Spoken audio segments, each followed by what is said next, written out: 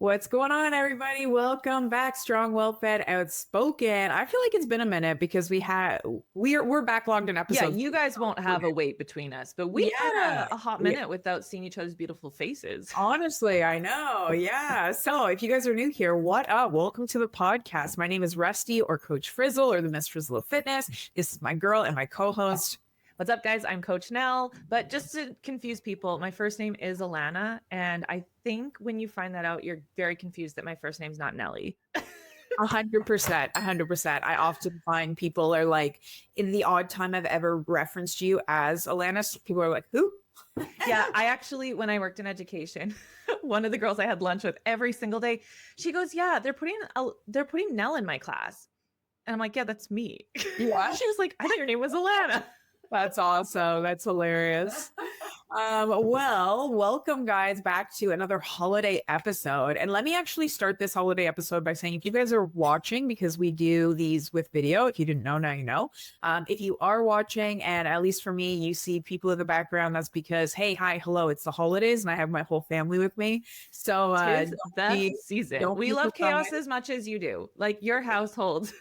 We get it.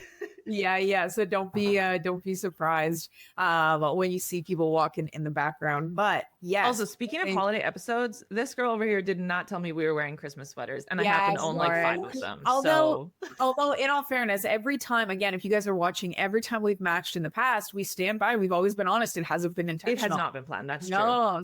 And now you can tell the authenticity is here today. Yes, absolutely. Yeah, I'm full blown Christmas. Nell is full blown in her Disney gear. Yeah, I have my Disney villain shirt on if you're listening at home because I'm just embracing my villain era. Yeah, exactly. So with the holidays, you guys, okay, so last week, I believe it was last week, our episode came out in regards to like so many different ways to tell people to basically piss off. Yeah, nice ways to say no. Yes, nice ways to say no when it comes to food. So you would say nice, firm ways or creative ways. Exactly. Yeah, because you got to set those boundaries. You absolutely do. So right off the hop, I mean, these aren't necessarily going in order, but I definitely recommend you listen to last week's episode as well, because we all struggle at some point or another with saying no. Maybe it's not even, for me, I find it's not even like situational based. As we talked about, it's more person based. Yes. I struggle more depending on who the person is. Yeah. And I think I struggle too, depending on the era of my life I'm in. And this is why I really recommend you listen to all the episodes, because I've worked with lots of coaches. I've worked with lots of people, and even in my own careers, there have been times where I'm super good at saying no to certain things, or I'm super good at being dialed in on certain things, and other things fall by the wayside. And it's not until you show up in that moment that you go, that's for me. I am being called out. That's what I needed to hear. Yes. Yep. Absolutely. And I think that all comes back to the fact that, the holidays are really full of like, no matter how we put it, they're full of two things, right? They're full of joy and they're also full of chaos. Yes. Right. So these are two things that kind of go hand in hand around the holidays. We love the chaos. I think we really do. We do. Yeah. I think the problem with our holiday episodes is we get so excited about them because we love holiday. Like we love Christmas season and family and all of these things. And so we're like, what do we dive in on today? Yeah, exactly. So realistically, I mean, this episode is going to be jam-packed for you guys, as they always are, with different tips for how to navigate the holidays. But we're coming at this more from a holiday meal perspective, whether that is, Thanksgiving meal, Christmas meal, or all the meals in between, right? Potlucks at people's houses, dinner invitations over, your work Christmas party, whatever it is. Because like, between family, friends, food, the drinks, it's really easy to go from feeling excited to feeling overwhelmed, from like that mentality of I got this to like, what the heck just happened? Right? Yes. I think food is, you can never actually avoid food. You have to eat to live. So this is why we talk about food so much. It never doesn't not come up. It's always there. Yeah. And so naturally, because of that, there's usually a few things that we find throw people off during any holiday meal. And these are the 5 things we're really going to talk about. So the first and the biggest one is going to be the notion of overeating, right? I think I think we all understand we're going to eat more than normal during the holidays, Yes. right? But still a big difference, you guys. There is for sure a fine line between eating more than normal and overeating, and then that extends to binging, right? Yeah. How So many times have you had yourself or a family member joke after a huge Thanksgiving meal or a huge dinner meal? They got to unbutton the pants. Or even yeah, that Friends episode, right? Where Joey yeah, wears the maternity pants yeah, he because we've comes all back. been in this overeating mindset. Absolutely, exactly. So we're gonna talk about overeating. We're also gonna talk about uh well, honestly, we could kind of summarize this by calling it OCD because we're going to talk about overeating. We're going to talk about, what happens when we're like actually cooking or Yes, you're in the preparing the food. kitchen. Yeah, when we're cooking. Well, what happens when alcohol is involved or we're drinking, and then, desserts, the good stuff. But Yeah, we got them also, double D's. yeah, exactly. OC double D. And then, the takeaways Yeah, the or the leftovers. leftovers. You're Yeah. trying, someone's sending you home with it. They're trying. Yes. Yes. The biggest thing I want to say, honestly, before we start though, is you guys, these tips are not about restriction. We're not going to tell you in this episode how to track your calories better over your holiday meals. We're not going to give you tips on how to turn your favorite meal into like a low calorie snack. And we're not going to tell you to avoid things in this meal because Nell and I both, if you follow us on social media, you're familiar with us, or you're a client of ours, we don't actually preach any of those things when it comes to the holidays. We firmly believe that you should be able to, if you want, enjoy the holidays from the perspective of feeling in control, feeling empowered, and feeling like I got this no matter the situation, no matter the foods on hand. We want you guys to fully enjoy it, but that also means leaving the event or leaving the meal feeling good in your body still. And it's right there. You said, if you want. There have been times in my life where I've wanted to maintain a certain level of restriction around my eating, even Yep. within the holidays, but it Yeah. came from a place of want, not from a place of hate or discomfort or, self-loathing or any of those things. Yes, exactly. And like you guys, you deserve to enjoy every single part of this holiday season.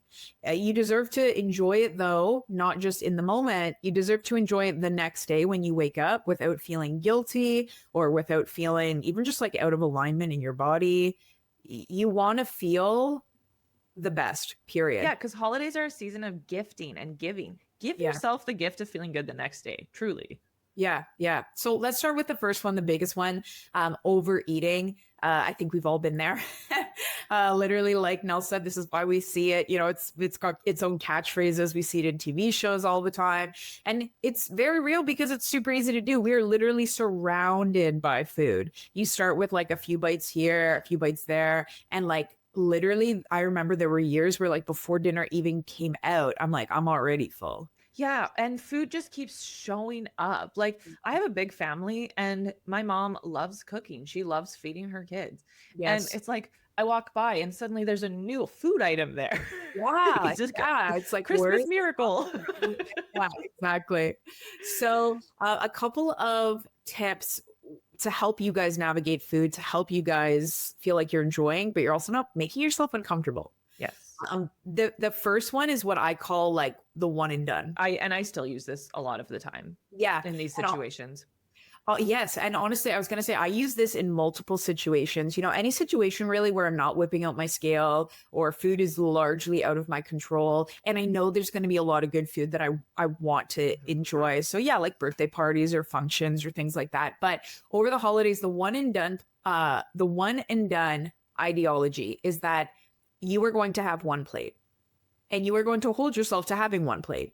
But you can put anything you want on that plate, anything. Yeah, there's no restriction as to what can go on the plate.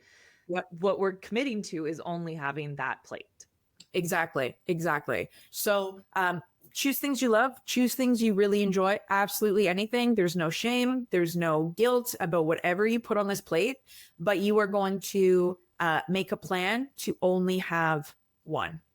And literally though, this means you're not eating off a napkin, you're not having like a random bites here and there with your fork off like a plate that everybody's sharing in the middle of the table. There's no side plates here. This is not a 5-course meal. This is a big one plate. Yes, yes. And the idea here is intentionality, right? You're literally saying to yourself, okay, this is my dinner plate, not an app plate, like a full-size dinner plate.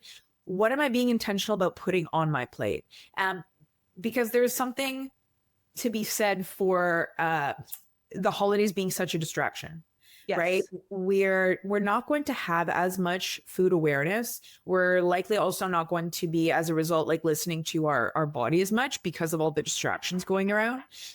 We're talking, there's music playing, there's kids running around. We're just having a good time, but we don't want to be so mindless that we go from like what we think is, oh, I don't think I ate that much, using the air quotes there, to all of a sudden you're like, I'm so full and like dinner hasn't even come yet, or I don't even remember eating that much food. Yeah. Or like you might be in a situation similar to what I always find myself in, is like I'll start putting stuff on my plate that I don't even really enjoy. Yes. Right? Yes. Like I don't like dinner rolls particularly. I'm not against them, but they never excite me. And yet if I don't give myself the, like, I am being purposeful in how I build my plate, I'll tell you right now, that dinner roll is going on that plate. And then I'm halfway through eating it. I'm like, why did I even put this on? Do I even like it? And then I'm being wasteful. Yeah. Have you ever been like at a table, like let's say like the apps and stuff usually tend to be more potlucky style, and you're having a conversation with someone and you find you're like picking up what they're picking up, or you're not looking just because you're talking, you're distracted. And then afterwards, you're like, I don't really why want did this? I put broccoli salad on here? Okay. Or whatever. Yeah. Exactly. So again, the awareness with the plate. Okay. So anything you want, but it's the one and done method. And again, like I said, I use that at a lot of different functions and events because it works out really, really nicely. And this also prevents that like hand in the chip bag, yes, random meats from your charcuterie board, little things like that you're probably not even knowing you're doing it. It's almost involuntary response, right? Yeah, absolutely. The next big one, was a really big game changer even for myself. Nell and I have talked about this, ad nauseum, being part of the Finish Your Plate Club, and like having that initial trigger when there's still food on your plate and feeling that pressure to like finish it. So instead, like we need to break up with this ideology, right? You have to break up with your food. And in order to break up with your food, we're actually going to leave some of it intentionally behind.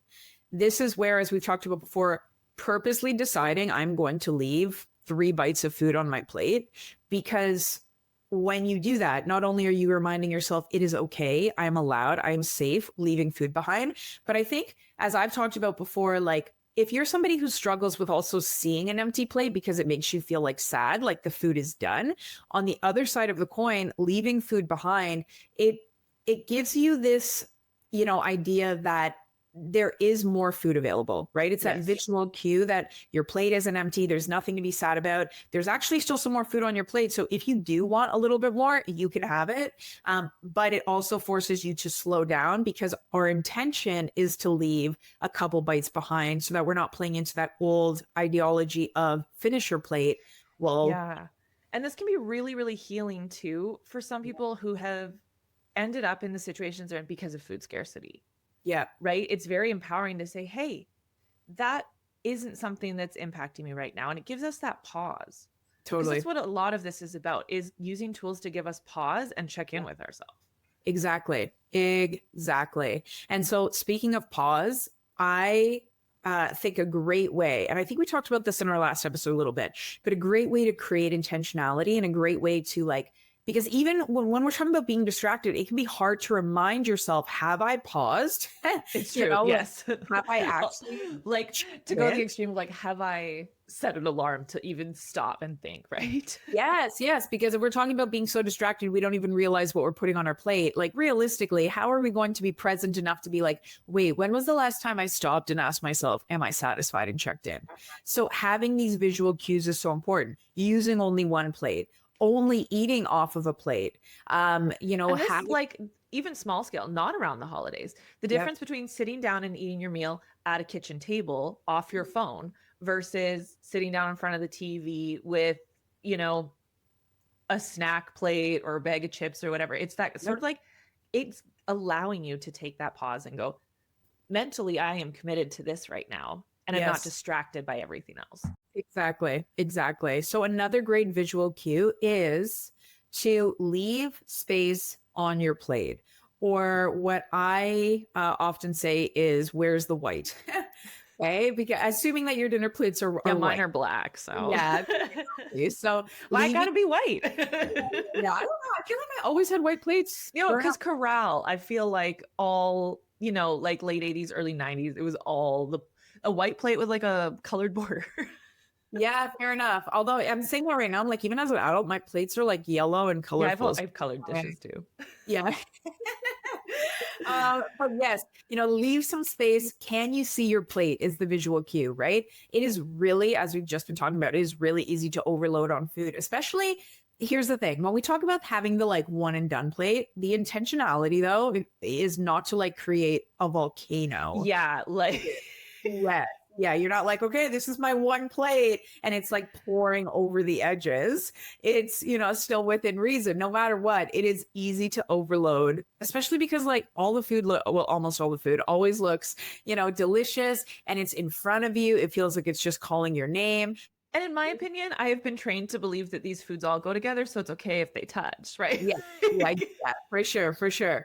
So leaving space on your plate, or what I often say is like, if your plate starts off as being full, as you begin to eat, notice the whites of the plate. Notice how you're starting to see more of the bottom of the plate. Two aspects to the looking at your plate method, or like, where's the white, or whatever you want to call it. But one, as you start to see more of your plate, every single time you kind of clear an area, pause, ask yourself. That's such a good idea. I've never even thought of doing this, truthfully. Yeah. Every time you start to see certain parts of your plate, use that as a time to pause.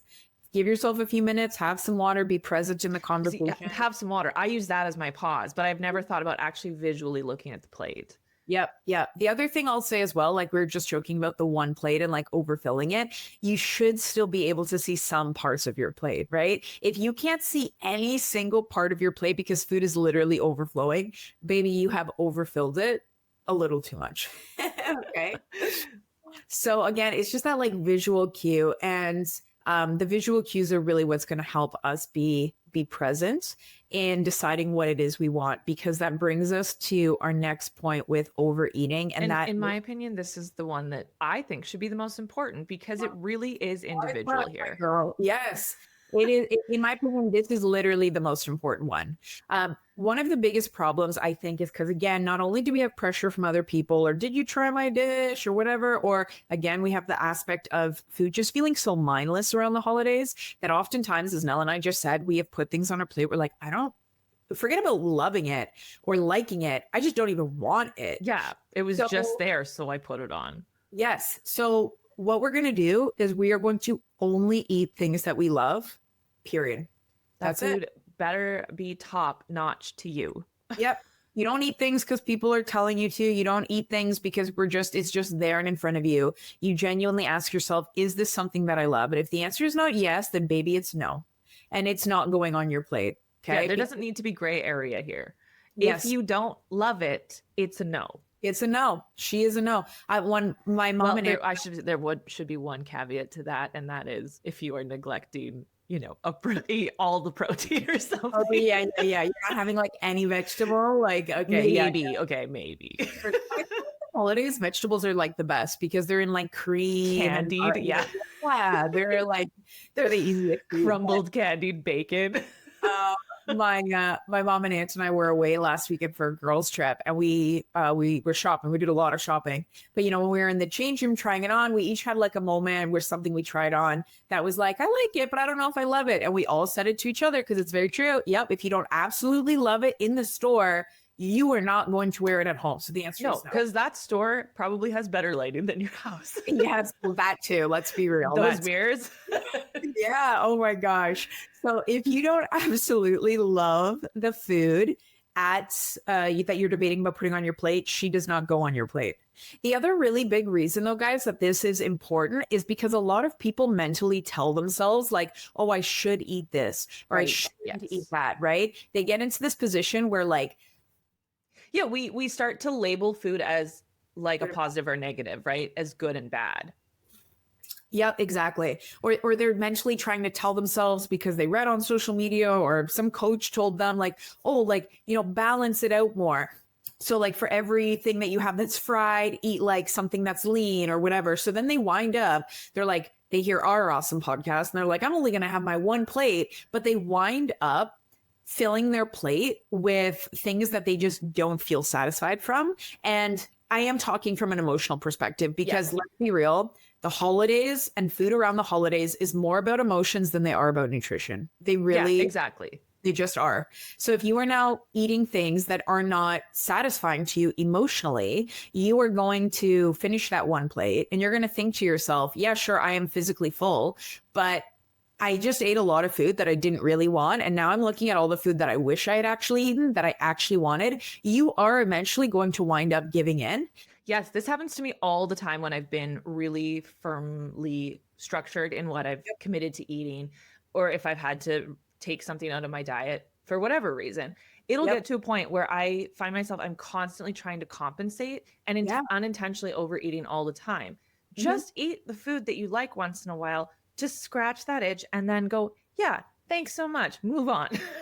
Exactly. If you wind up filling yourself with food you didn't actually care for, you're just going to wind up giving in and eating the food that you had your eye on, that you were looking forward to, that you were trying to convince yourself not to eat to begin with.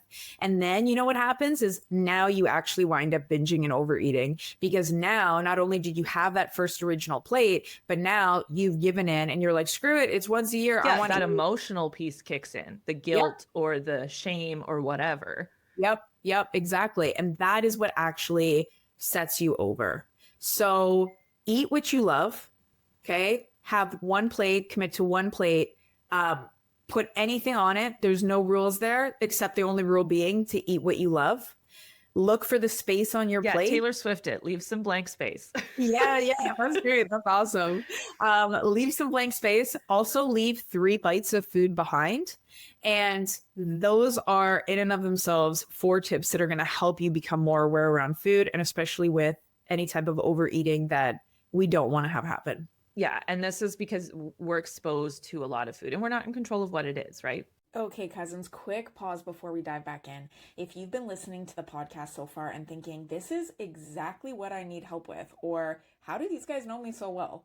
This is your sign, baby. Inside our one-on-one coaching, we take everything you're learning here, the food freedom, self-trust, confidence, hormone health, training tips, all of it, and we actually turn it into a plan made specifically for you. That means we're not just going to hand you a plan and ram a calorie deficit down your throat or teach you how to lose fat as fast as possible, because let's be real, there are enough coaches out there for that. And you probably don't need another diet plan or even more discipline. What you do need is structure. You need feedback. You need accountability. You need somebody in your corner who actually understands what your body's been through. So if you're tired of trying to figure it out alone, I want you to go ahead and click the link in the show notes and fill out a super quick coaching form for us. This is your first step to finally building the confidence, energy, the body you have been chasing. Except now we're going to do it in a way that actually looks and feels like you. Are you ready?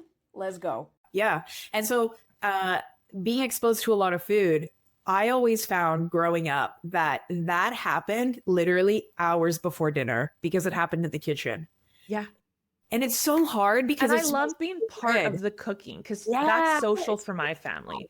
Totally. The hangout spots in every house I've ever lived in has been around the kitchen island or whatever, because the prep is part of the community for me. 100%. And around the holidays, it is so special. It smells so good. Everybody's laughing and mingling. And so, yeah, I find that this is really where like the sneaky calories can kind of build up and happen, or the sneaky, like the prep, the cooking, the tastes. Totally. Oh yeah. And Nell and I, with our clients, even throughout the year, we would often refer to these as BLTs. And this is honestly, truly one of the things that I still catch myself with a lot of the time, because I meal prep, right? And I'm like, oh, some for the meal prep, some for me. Yeah, absolutely. Those Licking my fingers. Yeah, it's so true.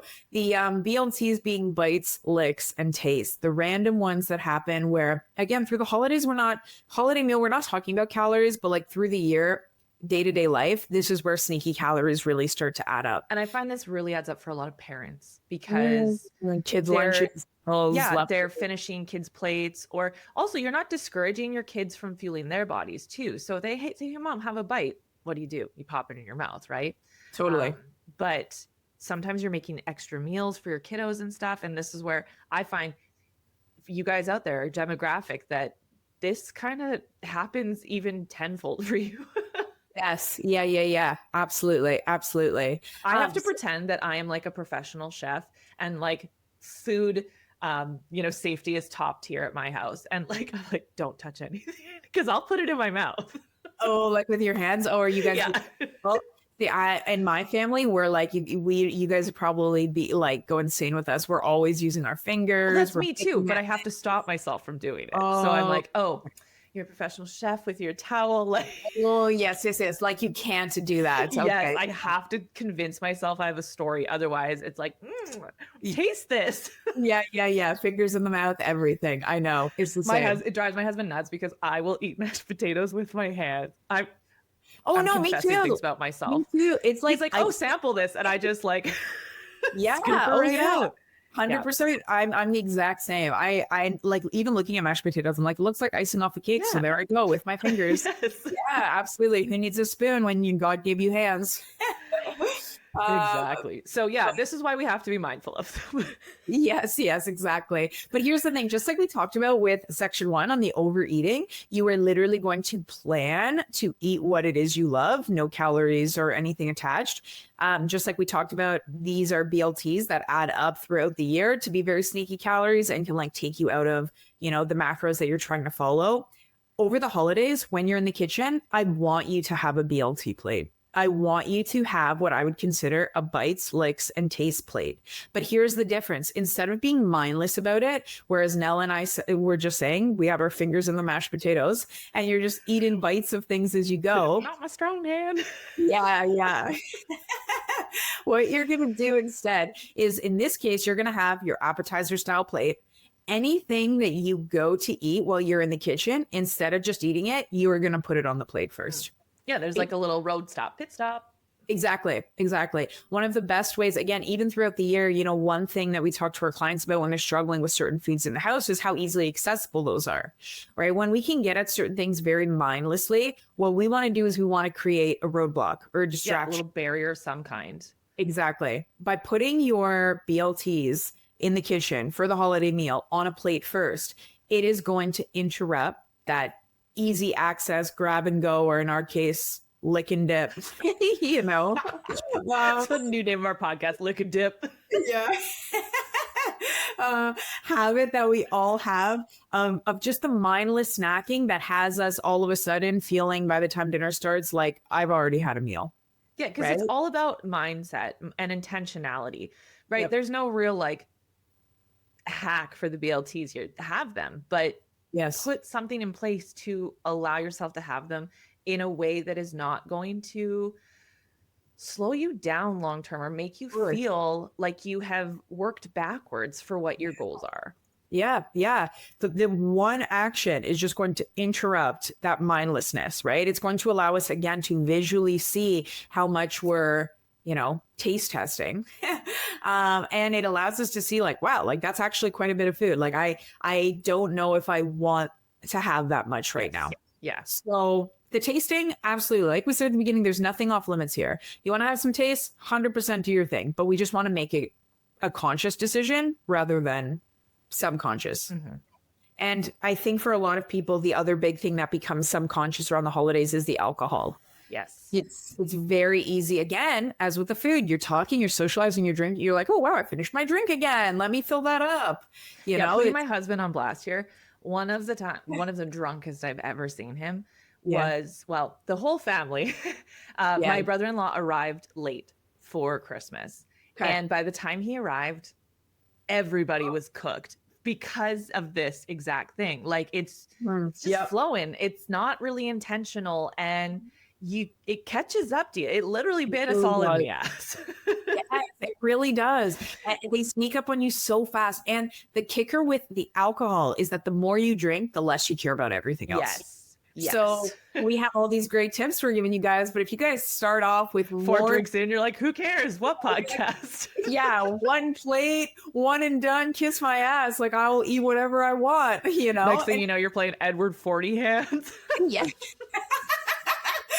That's amazing. If you're not from a small town in Alberta, you may not know what I've that never heard that before. I'm totally stealing that. Yeah, like Edward Scissorhands, except you tape the bottles to your hand. No, girl, I got it.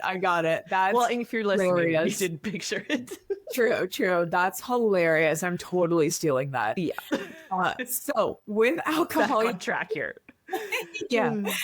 With alcohol, like all of our other topics so far, we are going to have it. We are just going to plan for it. Yes. So couple of ways I like to bring intentionality to alcohol is setting literally a time limit. Now, for this to be effective, you need to set the time limit probably before you arrive at the house, because you will likely get distracted and forget to do so. But, you know, most of us by now, like we've had, if you're listening to this podcast, you have had years and years of Christmases, most likely with the same people. You tend to know what the plan is. For a lot of people, I think they drink more at the beginning when they first arrive, which that's again true. is like a tough thing because you probably don't even have as much food in your stomach to begin with, which is why it hits harder. So literally set a timer in your phone before you arrive. Set it for 45 minutes, an hour, you know, whatever you decide for you. Your job is to have one drink within that time period. When the alarm goes off, it is going to now bring consciousness to the fact of, oh yeah, okay, I can go have another drink. I'm staying within, you know, the frame of reference I've given myself. But again, it also forces you to say, do I actually want another drink? Yes. Because it no longer is a mindless thing here.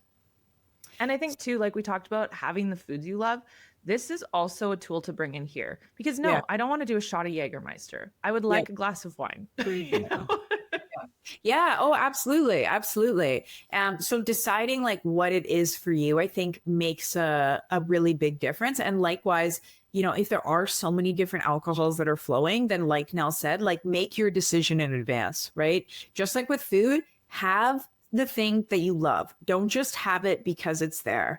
And if you are somebody who also just struggles with drinking too much and you genuinely feel like I do want to have some drinks, but I don't want to overdrink, decide in advance, like, yes, I know there's going to be Jägermeister. I know there's going to be beer. There's going to be wine, champagne. What am I choosing for my night? And stick with that. Because it really does make a really big difference. But with alcohol, I think it is probably one of the strongest things around the holidays to, again, plan for it. Don't restrict it if you're going to partake, but plan for it before the event starts, because it's too hard in the moment to try and flip gears and make a different plan. So yeah, and a lot of time with like food, you have to go get the food. Unless you're at like a place with like pass around orders or something. Whereas alcohol comes to you. Can I get you one more? Yes. Yeah. Let me bring you one. Yeah. It's very and this is where holding something can be really helpful, right? Totally. Yes. I think just that act of having something in your hand makes a really big difference. But the last thing I'll say with alcohol is when we are talking about planning for it and planning for it in advance, I genuinely think it's a very good idea to decide in advance how many drinks you're okay with having for the night. But here's my kicker. Then I want you to add one more. And the reason why I want you to do this is because having that extra add-on, so you decide I'm having 3 drinks, then you're like, okay, I'm going to say 4 then instead, is because it's like leaving the 2 bites of food behind. It is mentally giving you that buffer. So let's just say you did happen to drink a little bit faster than you intended. You've already told yourself I'm actually okay with 1 extra. So now if you do genuinely want 1 more, there's no guilt, there's no shame, but also it takes away that pressure of you're like on your 3rd drink and you're like, oh my gosh, this is the last one. The last sip.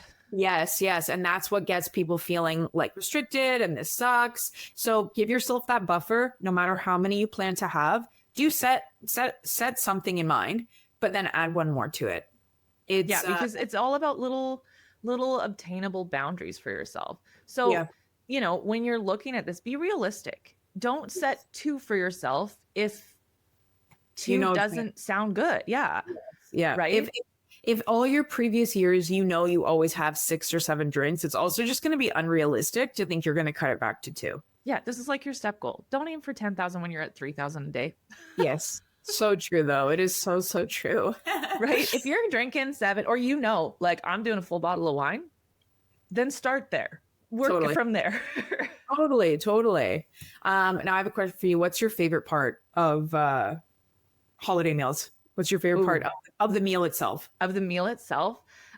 Mashed potatoes. No. Yeah, I think we just went over that. No, but in my house, I love the chaos. So whenever, like, whether it's my husband's family or my family, there's a lot of siblings. And if you have siblings, you know, sibling banter. Yeah. And like, if you were a stranger and you walked into my family's room while we're all eating, you'd probably be like, these people hate each other. But our love language is like, we call it pile-ons with my siblings. So one of the siblings will get teased about something and then the rest of us pile on. But then it's like, nah, just kidding. Like, we love you, brother. Like, there's always this like final moment of it. Well, you're also, as we talked about in one of our other podcasts, like, you're good with the dry humor. So that would make sense. Your family would be like that as well. Yeah. My family, like, where it's like we're all trying to one up each other with our wit. Yes, yeah, totally. My family's like a mismatch because I think of the age difference. We've got like dry humor and then just like cheesy humor. But then the dry humor becomes funnier because the other person maybe didn't understand it. Yeah, see, everybody understands it in my house.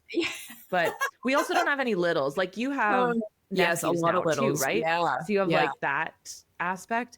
And I love holidays with younger siblings, kids, whatever, because the magic is still there. Oh yeah, it's so nice. I know we spend Christmas Eve with 3 of our nephews, and it's so fun. Actually, okay, if anybody's listening to this with kids in the car, let's put this on pause for a second or skip for 30 seconds. Yeah, but we're actually chatting in our group chat with my brother, basically, who has 3 boys, and he was saying one of them is starting to really ask about like the logic, right? Like, how's Santa here and how's he here? And I was like, no, he's way too young, which I genuinely think he's too young, but also for selfish reasons. I'm like, it's so magical, like they cannot grow out of it just yet.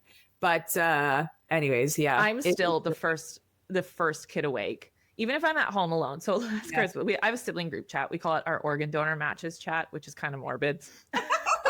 Oh my gosh, that's amazing. But so like, we're all in different time zones. My sister lives in PEI, so she's like 3 to 4 hours ahead of my youngest brother. And now it's chaos.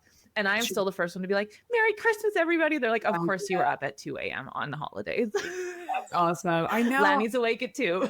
When I was a kid growing up, my mom used to I didn't understand the concept of like the red flashing dot being an airplane in the sky. So my mom used to be like, oh, is that Rudolph? But honestly, I'm a grown ass woman now. I still look in the sky all the time. Yeah. It's just, there's like magic. There's so much magic I said to my husband, like, I wish we had an elf. We don't have kids. But I want an elf on the shelf that moves every night. That's awesome. I thought that too. I was gonna give it for like my fur babies. I'm like, my dog probably eat it. Appreciate it. Yeah. Anyways, sorry, we got so sidetracked here. I want to know yours. Regards to the meal. Like, what's your favorite part of the meal? It actually is the mashed potatoes. Okay. Fair enough. Well, that doesn't really flow with the next point. Thank you for letting us down. I don't actually like desserts.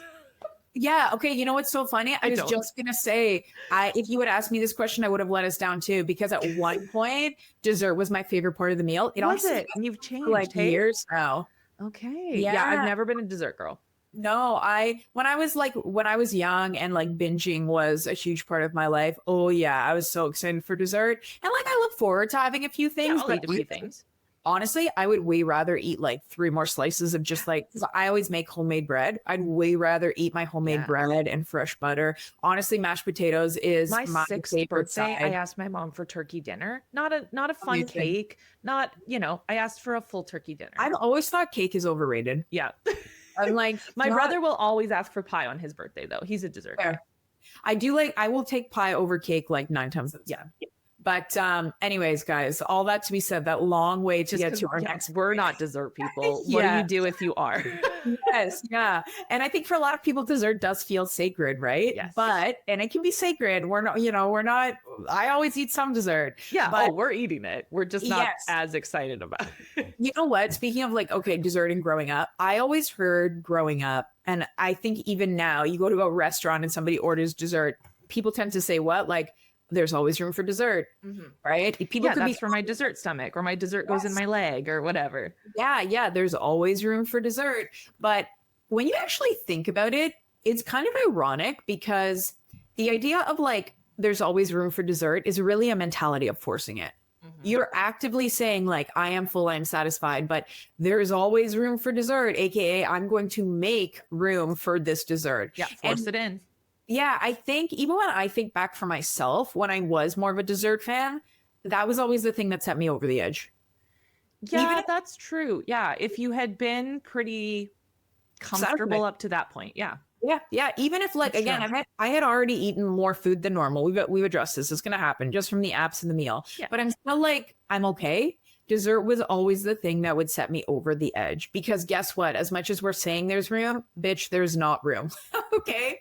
There's no more room. So I think the mentality here just needs to switch a bit. Instead of saying like, there's always, instead of saying there's always room for dessert, instead, what we need to do is we need to say, I'm going to make room for dessert, or I'm going to say, sorry, not make, I'm going to save.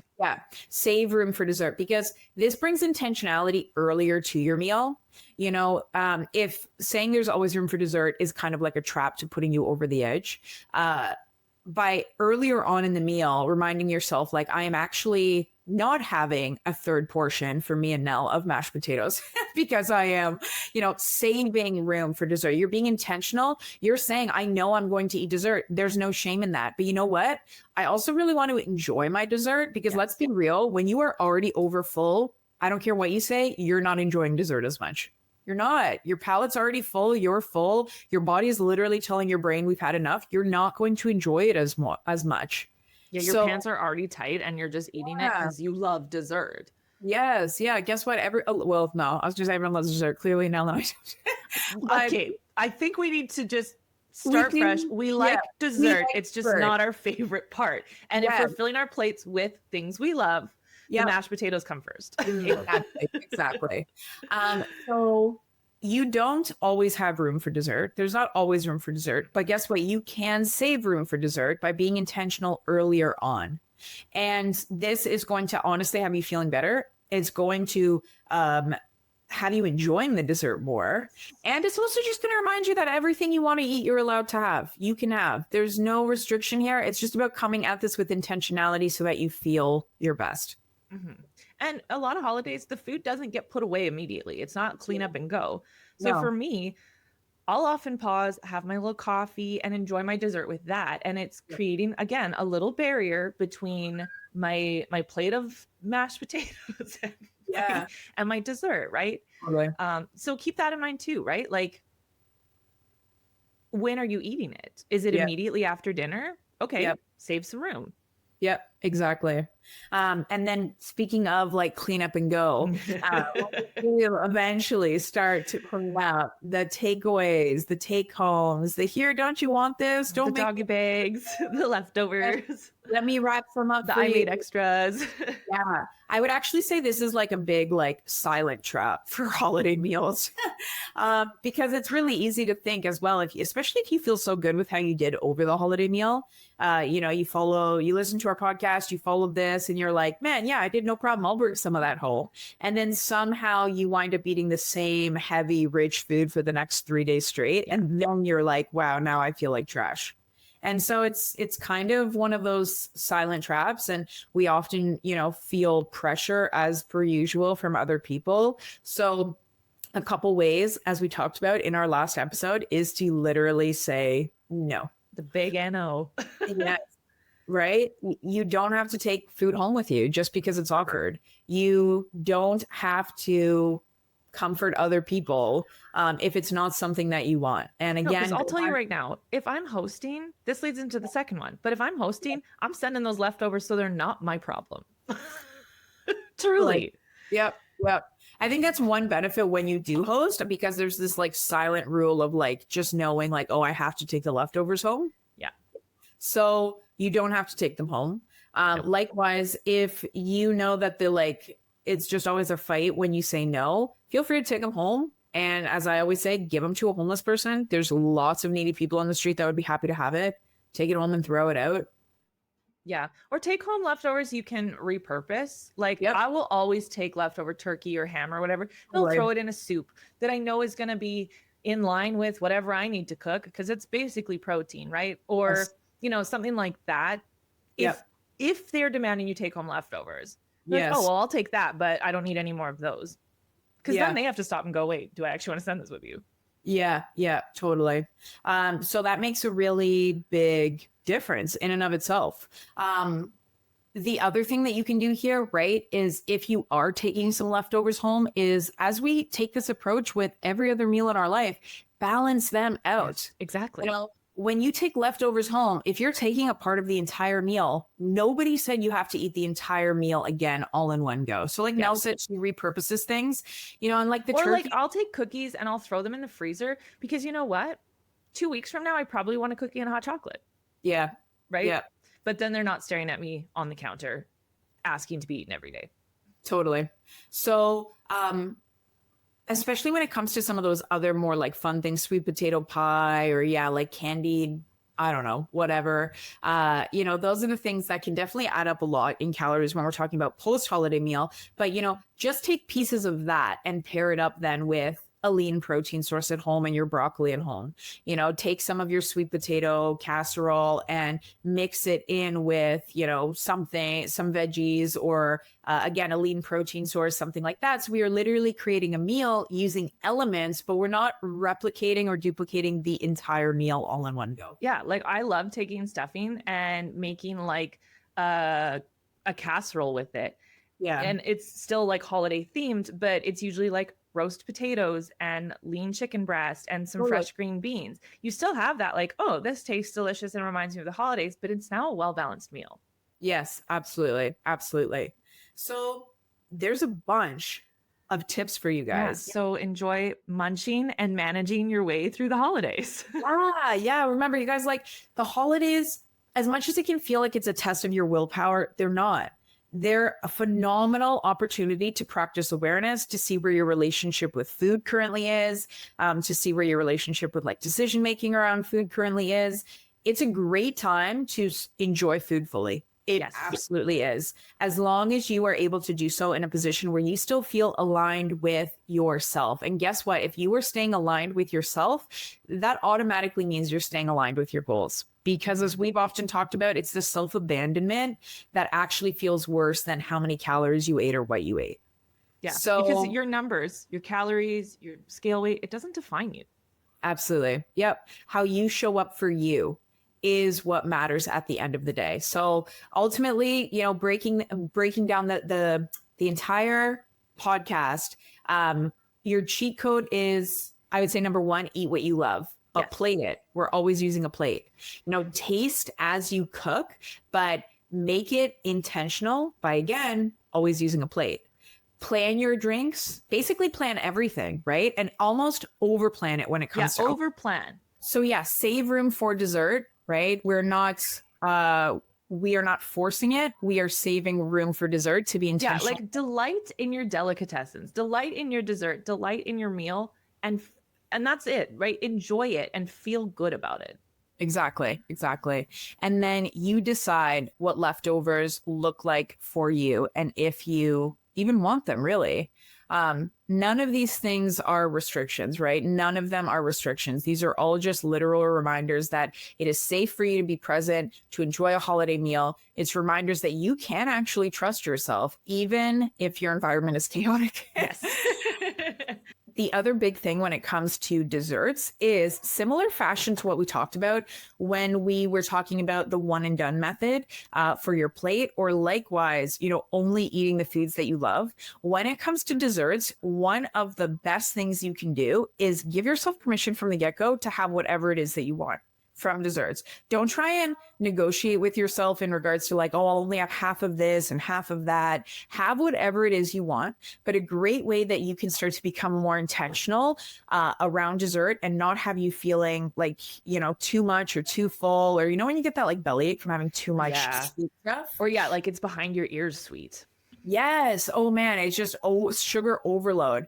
Here's the deal. Only eat things that are unique to the season or to that time of year. That's a good idea. Yeah. Yeah, because think about it, right? Like, listen, I love peanut butter. I love peanut butter cookies. I love peanut butter brownies, but like peanut butter cookies are a pretty regular thing in our household throughout the year.